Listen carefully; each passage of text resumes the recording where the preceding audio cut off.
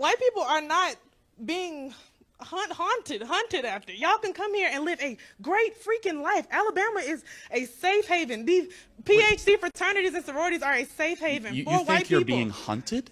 Let me tell. Okay, y'all can laugh, but until you have walked as a black person on this campus, y'all truly don't understand. Hi everyone, welcome back to the channel. If you are meeting me for the first time, my name is Clevy and it is so nice to meet you. You guys, we have another video here from Charlie Kirk, and this is, should we judge people by the color of their skin? Should we? Let's hear this. And so I love, when I saw the title, I was like, let's check this out. So let's do it. Hi, my name is Erin. I'm a student here, and I'm an African American Studies major. But one thing I do agree with that you haven't said tonight is the school choice thing. I do agree that you should be able to go to a school that's outside of your zip code. I went to a great high school. That's exactly why I was able to come here. But my other question is that what are some examples of critical race theory? Because I know, like, another question that another girl came with, she said that she had to learn CRT in her sorority, and what I thought it was is that, you know, you should know how to interact with people of other races, because I went to a school where it's, you know, mostly Caucasian people, and I had to learn how to interact with other people. So is it something like that, or is it something deeper that we don't really know? No, it's super simple. So let me just kind of ask you, I bet we agree. Do you support black-only dormitories? Well, when I think of black-only dormitories, I believe that you're talking about, like, maybe HBCUs, because it's mostly black people. No. Where are these? Western Washington University, public school in Washington, has black-only dormitories. Is that something you would support? I mean, I would probably live in one, but I mean, that Wait, so you don't want to live with white people? I didn't say, I mean, I didn't say that. But I mean, it's kind of hard. Sometimes, like, I have multiple, I mean, you know, I have a lot of white friends or whatever, but sometimes, I mean, it's hard to fit in here when you go here and you're a different color. I mean, it's not hard to. What would you support white-only dormitories? It's some around here. Not many black people go here, so it technically is white only if you think about it. No, it's not. No, I mean, let me ask you another question. I don't think anybody here would. Oh, well, some people might, you know, support that. I mean, I never said I supported any only kind of thing. That's why I'm asking, right? I think that, you know. Do you support white only dormitories? Absolutely not. I think it would be racist. It's preposterous. I believe that. And guess what? Black only dormitories are racist too. I mean, I guess so. I might live in one if I could, but I can't, so. Okay, well, let me ask you another question. At Columbia University, they have black-only graduation ceremonies. Would you support that? I mean, is it just like, so are they not able to graduate with the white people? Is that why they can't? Well, they have a separate ceremony just for black people. Oh, I mean, I guess it's kind of like the separate ceremony when they don't want to go to graduation. They want to do it online. That's how I think of it. So do you think segregation is evil and wrong? I mean, black people weren't even able to join sororities here until 2012, so not the PhD ones. So, you know, segregation here. George Wallace stood in front of the doors. I know that's not true, and like, there's. Okay, when were PhD sororities and fraternities desegregated? 2013. Oh, so you're trying to tell me that black people were not able to join a fraternity because of the color of their skin? Do you remember George Wallace too? Segregation now, segregation, you know, for all, forever. That's what happened as well. That's what you're espousing when you say that black-only graduation ceremonies or dormitories. Black-only graduation ceremonies are the least of our problems, least of yours. Do you think that you'll be able to go to a HBCU and have this same turnout and have these same people? Let me tell you. I would hope so, but I mean. So what would you say to them? But here's the thing. I'm sorry, what? What would you say to a room full of black people about critical race theory? You know what I would say? I'd say your skin color means nothing. You're made in the image of God. You're right. But I completely agree. But I can tell you right now, I'm a Christian. I believe in God, but I have been going here for 3 years. I'm a junior. I'm sorry. No, you're fine. I have most definitely faced racism and prejudice no matter what I believe in, and it's just really hard to sit up here and listen to people come up here and say, oh, I don't want to learn CRT. It's just making you able to interact with other types of people. I have no problem. No, it's not. So let me just tell you. So at the Georgia public schools in Atlanta, they put black sixth graders in one classroom and white sixth graders in another classroom. Is that evil? I've never seen. Can you show me a video of those Happy to. kids? Atlanta segregation of public schools. Well, It was please national show me. news. Not to interrupt, but I have family members that go to schools in these areas, and I also have people who live in redlining districts Right, but I'm where just they asking, can't go to good schools. do you support segregation? No, I do not. Okay, we agree. Therefore, Okay. black-only dormitories and black-only graduation ceremonies and putting sixth graders in one classroom based on skin color I or the don't have other, any those source are of these. those are outgrowths of CRT. So learning. So okay. So tell me. Give me an example of what critical race theory is. I don't. So that was my first I'll be question. happy to tell you. So critical race theory is an emphasis at saying skin color matters, that the color of someone's skin is important in judging the value of the human being. I get that, but if you were teaching a class that is like that was talking about critical race theory, we were all sitting here. Yes. What would your lecture be? Like, tell me what are your points? Like, who is this author that you're So reading Herbert from? about critical- Marcuse and Okay. an author by the last name of Spinoza wrote a book called One-Dimensional Man in the 1960s. Herbert Marcuse came from the Frankfurt School in the 1930s, and he started this at Columbia University.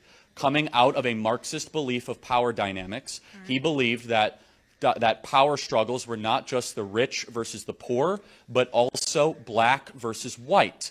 And he wanted to expand the kind of conversation to also engage racial dynamics. Inherent in critical race theory is a belief that people are not individuals, they're members of tribes. Inherent in the idea of critical race theory is that there is no free speech or reason or scientific inquiry. These are white supremacist, Eurocentric constructs that have been put into the Western world.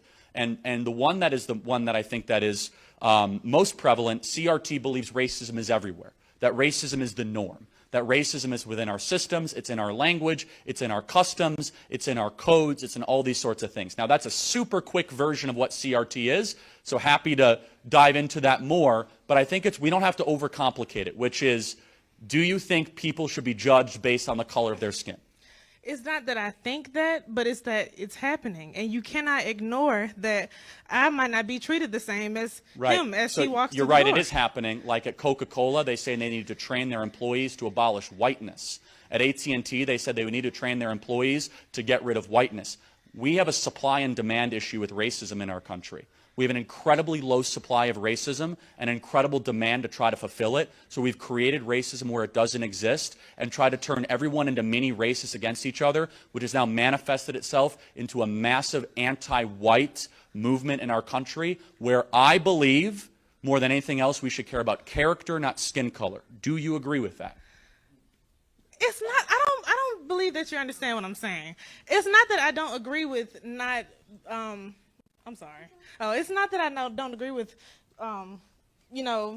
what you just said, but you have to realize that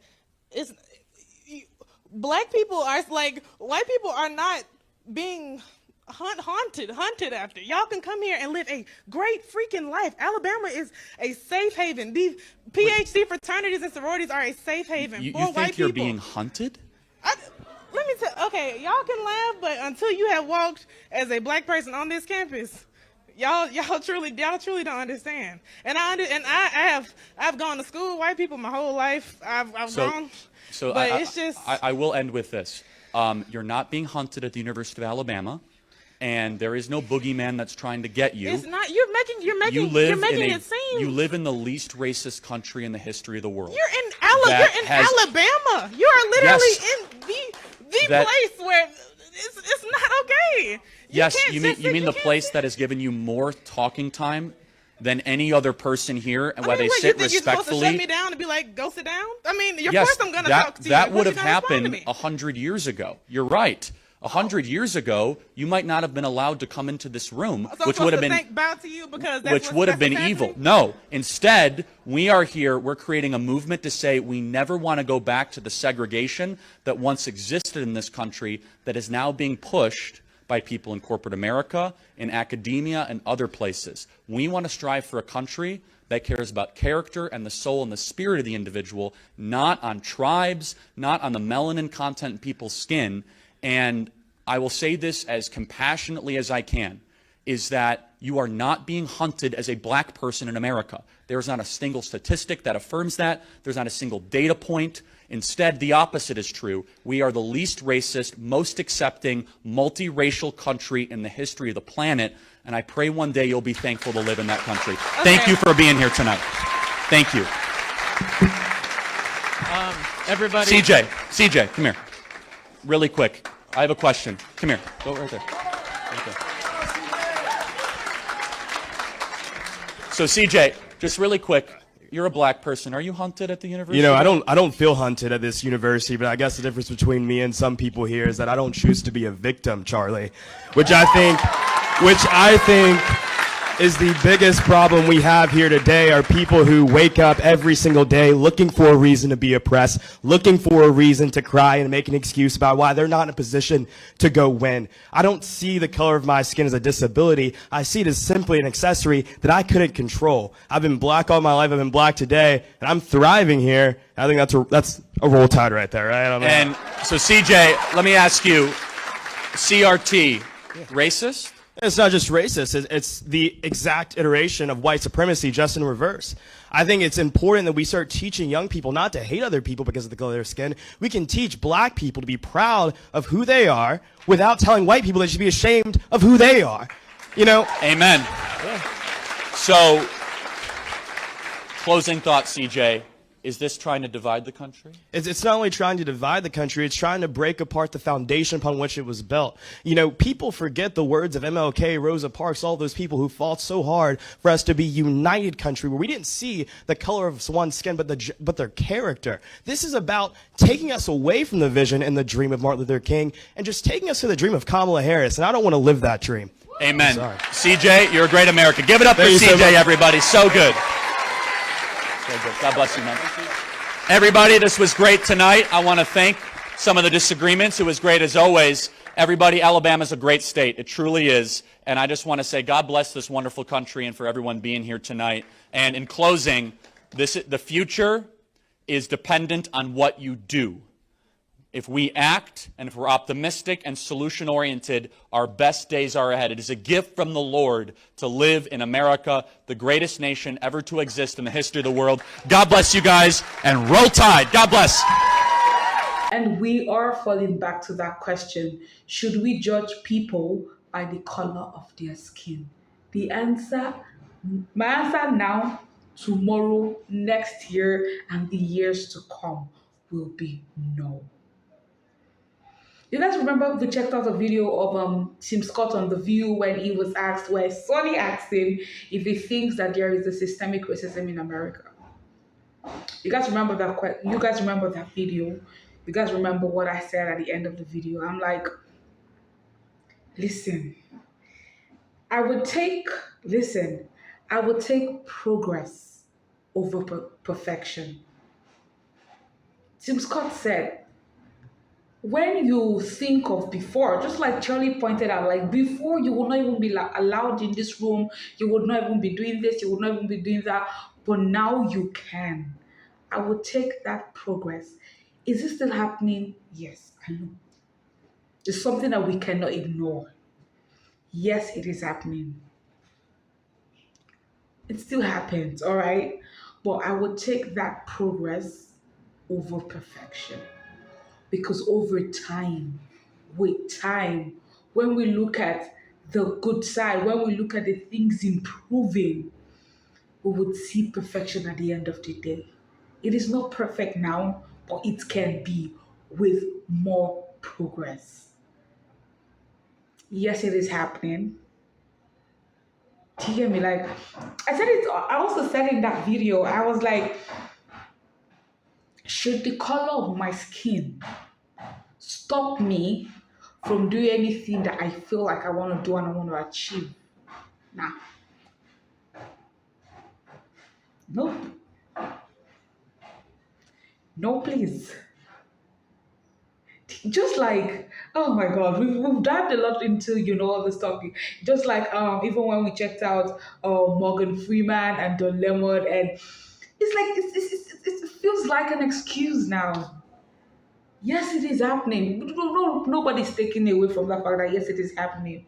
But if we're comparing that and now, there's been progress. There's been improvement. So don't let this stop you. Don't let it stop you. Look at things, like the last guy said, don't wake up every day and looking from the side of you being a victim and all of that, and people would oppress you and you're weak. And be proud of your color. Be proud of what you are, what you believe in.